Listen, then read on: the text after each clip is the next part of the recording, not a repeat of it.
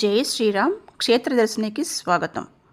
ఆంజనేయ స్వామికి పంచముఖాలు అంటే 5 ముఖాలు ఎలా ఏర్పడ్డాయో ఈ వీడియోలో తెలుసుకుందాం. రావణ సంగ్రామంలో రావణుడు సోదరుడైన అహిరావణుడు అన్నకు సాయం చేయదలిచి రామలక్ష్మణులను అవస్మారక స్థితికి చేర్చి పాతాళలోకానికి తీసుకువెళ్ళి చుట్టూతా 5 దీపాలు ఉంచి మధ్యలో బంధించి ఉంచుతాడు.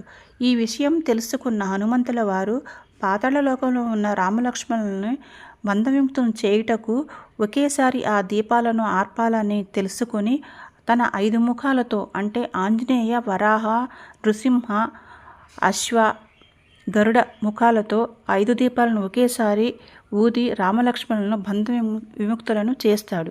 ఆ సందర్భంగా 5 ముఖాలు ఏర్పడ్డాయని పరాశర సంహితలో ఉంది.